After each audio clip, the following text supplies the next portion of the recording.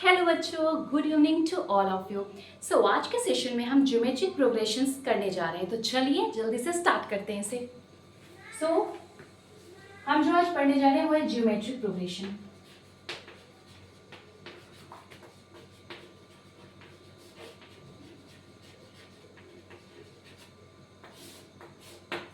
इसके पहले वीडियो में आपने ए भी पढ़ा था, जस्ट लाइक दैट ये भी एक सीरीज ही होता है।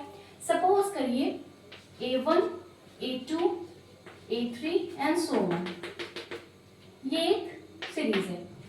तो इसी जीपी में रहने के लिए क्या होना चाहिए, जैसे एपी में था तो हम कहते थे कि एपी एक सीरीज ऑफ टर्म्स है जिसमें ईच टर्म अपने प्रीसीडिंग टर्म से एक कॉमन डिफरेंस से डिफर करता है। जस्ट लाइक दैट जीपी भी वही चीज है। जीपी में क्या होता है, बस कॉमन डिफरेंस की जगह क्या आ जाता है, कॉमन रेशियो आ जाता है। ठीक है, तो जीपी भी एक सीरीज है टर्म्स का जिसमें हर सीरीज पहले तो नॉन जीरो होना चाहिए, ठीक है, देन उनके बीच एक कॉमन रेशियो होना चाहिए जिसे हम आर से डिनोट करते हैं। ठीक है, अब वो कॉमन रेशियो हम कैसे निकालते हैं, second term minus upon first term, correct. जैसे उसमें एपी में था और एपी में हम कॉमन डिफरेंस कैसे करते थे, A2 माइनस A1 करते थे। हियर रेशियो है, then A2 upon A1, correct. A3 upon A2, correct. ठीक है, तो कोई भी ऐसा एक सीरीज जिसमें हर टर्म एक कॉमन रेशियो दे, हर एक टर्म अगर हम सेकेंड टर्म और फर्स्ट टर्म को डिवाइड करते हैं तो उसका जो रेशियो आए वही रेशियो थर्ड टर्म और सेकेंड टर्म का भी आना चाहिए same, that is common ratio आना चाहिए, तब हम कह सकते हैं कि वो जीपी में है। ठीक है, तो एक सिंपल सा एक क्वेश्चन ऐसे जस्ट ले रहे हैं।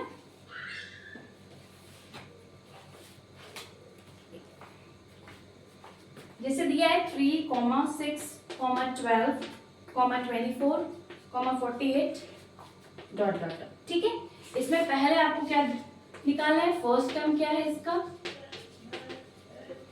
क्योंकि आपने एपी पढ़ रखा है तो ये आपको बहुत ही इजी लगेगा, कोई प्रॉब्लम नहीं होगी इसमें आपको। देन कॉमन रेशियो फाइंड करना है आपको, देन आपको nth टर्म बताना है, वो अभी मैं आपको फॉर्मूला लिख देती हूँ जनरल टर्म्स का।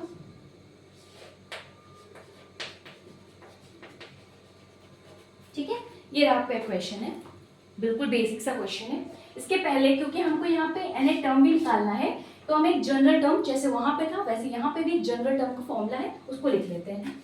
जनरल टर्म को हम कैसे दिखाते थे, Tn से डिनोट करते थे। Tn इज इक्वल टू, इसमें हो जाएगा A first term, A then R the common ratio to the power n minus 1.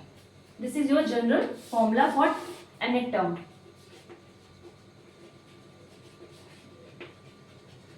ठीक है, फॉर्मूला है, इसे लर्न कर लीजिए आप। अब क्वेश्चन देखिए, क्वेश्चन दिए 3, 6, 12 एंड सो ऑन। पहला term first term that is हमेशा ए रहता है फर्स्ट टर्म, ए की वैल्यू यहाँ क्या है 3 है, सिंपल, फर्स्ट सॉल्व हो गया। सेकंड आ जाइए, क्या पूछा है, कॉमन रेशियो। कॉमन रेशियो कैसे निकालते हैं, A2 upon A1, A3 upon A2, कुछ भी करिए, then A2 upon A1, first term को जनरली हम A ही लेते हैं, A2 is 6 upon 3 that is 2, तो क्या आ गया आंसर 2, कॉमन रेशियो इज 2।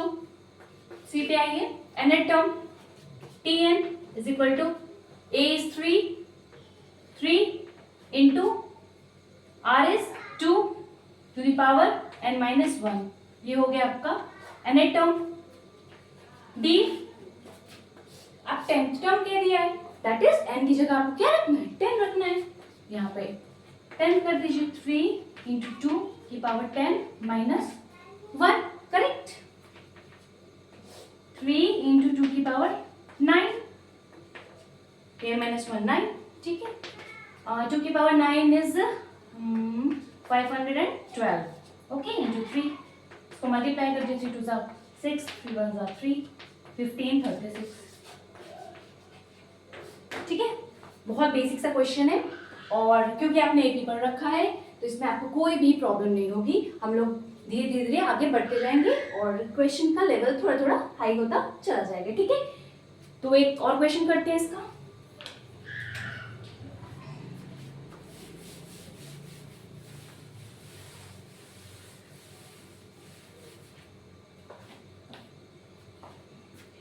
इसी टाइप का एक और क्वेश्चन लेते हैं ताकि आपको और क्लियर समझ में आ जाए। 81, 27, 9, 3, 1, ठीक है। Is a GP dot dot dot is a GP, already GP दिया है, ठीक है। देन अगेन क्या निकालना है आपको, first term, common ratio,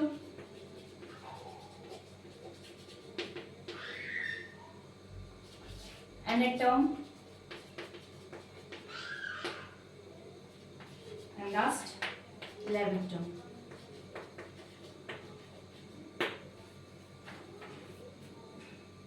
Okay.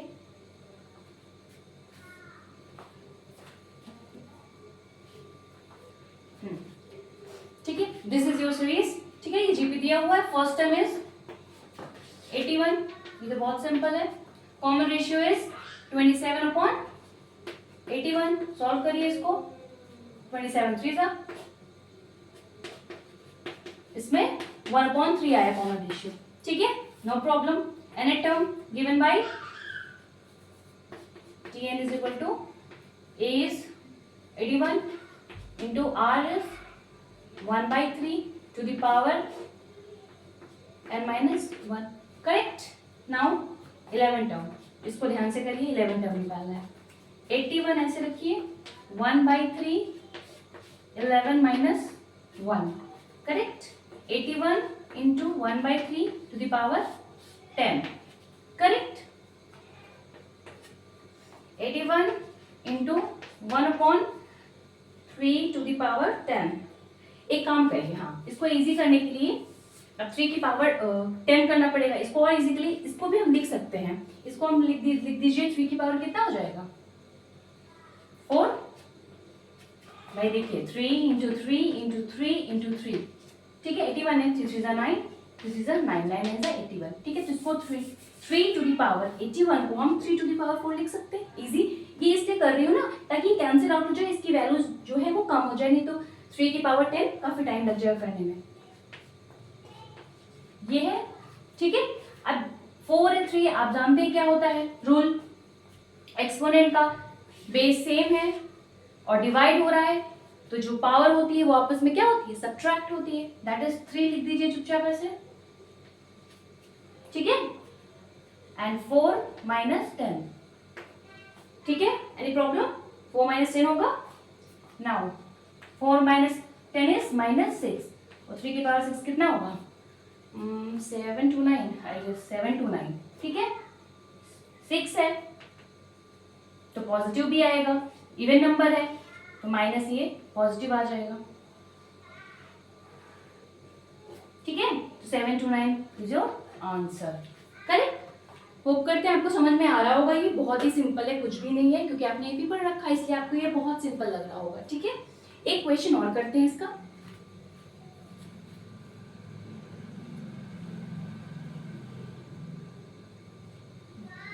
एक मिनट, यहाँ देखिए, यहाँ माइनस है, ठीक है। 6 तो है, देखिए 3 की पावर यहाँ पे माइनस है, ठीक है।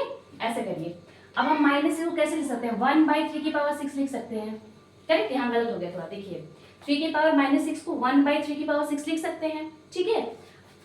अभी 7 to 9 तो आएगा, बट ये 1/7 to 9 आएगा, क्योंकि देखिए 3 नीचे है, हमने क्या कर दिया, 1 गायब ही कर दिया, ठीक है।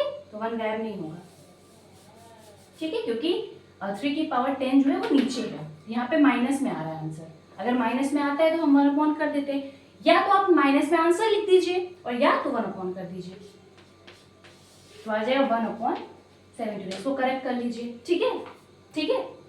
फिर से एक बार देख लीजिए, 3 की पावर 4 और 3 की पावर 10 जो हम करते हैं तो 3 की पावर आ गई -6, ठीक है। अब इसको हम डायरेक्ट 7 to 9 लिख दिए थे, बट ये माइनस देखिए माइनस है, माइनस ध्यान नहीं दिए, बस 6 3 की पावर 6 कर दिए। ये बहुत ध्यान दीजिएगा, मैंने भी ध्यान नहीं दिया, माइनस था तो जल्दी से इसको पहले माइनस हटा दीजिए, तो 1/3 की पावर 6 कर दीजिए। जब भी कभी पावर निगेटिव होता है तो उसको आप 1 जब कर देंगे तो वो निगेटिव हट जाएगा, पॉजिटिव हो जाएगा। तो अब 3 की पावर 6 729 आता है, correct.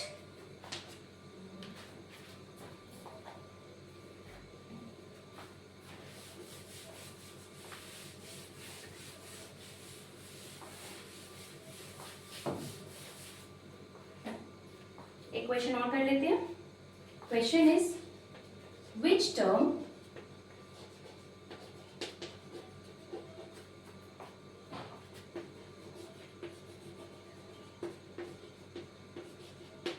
of GP 5, 10, 20, 40 so on is 2560 correct?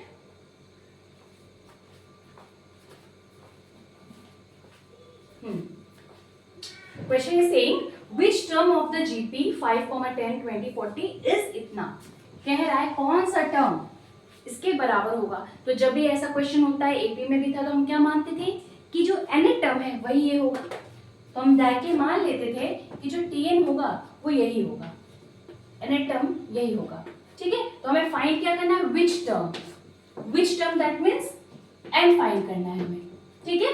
कौन सा टर्म की वैल्यू ये है, तो हम मान लेते हैं कि nth टर्म की वैल्यू ये है, ठीक है। अब tn का फॉर्मूला लगा दीजिए, a/n-1, करेक्ट। tn की जगह इसको लिख दीजिए,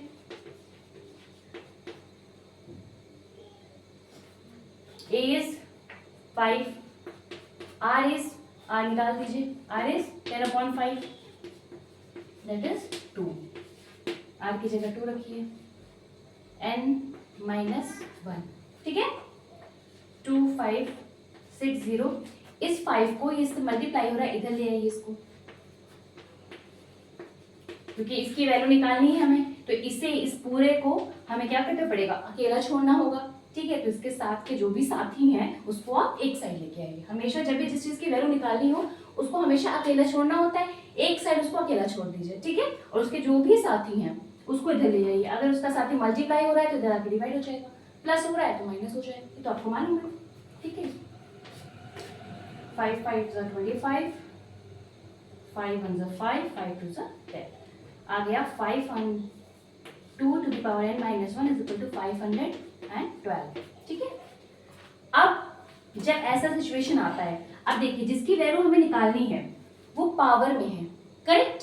तो हम एक एक्सपोनेंट का रूल पढ़े थे, अगर इक्वल्स टू है और राइट और लेफ्ट दोनों साइड बेस सेम है तो उसकी पावर भी क्या होती है, सेम होती है, ठीक है। ये एक्सपोनेंट का एक रूल है। देन तो क्या करना है आपको, किसी भी तरह इन बेस को क्या करना है, सेम करना है। इधर तो 2 है की पावर समथिंग है, इधर तो 2 नहीं है, तो इसको हम 2 की पावर में लिखिए। तो 512 की कितनी पावर जाएगी, 9, ठीक है, 9 जाएगी, ठीक है। अब देखिए दोनों में बेस क्या हो गया, सेम हो गया, इक्वल्स टू के इधर भी बेस सेम और इधर भी, दोनों बेस क्या हो गए, सेम हो गए। जब भी कभी बेस सेम होते हैं तो एक्सपोनेंट भी क्या होते हैं, सेम ही होते हैं, दैट मींस पावर भी क्या होती है, सेम होती है। और उसको हम लिखते नहीं है, सिर्फ पावर को लिखते हैं, ठीक है। ये तो n-1 भी 9 के बराबर होगा, n-1 एक्सक्यूज मी 9 के बराबर हो गया, ठीक है। तो n को निकालना है, अगेन n को अकेला छोड़िए, 9 1 को इधर लेके आइए तो +1, n इज इक्वल टू 10, ठीक है।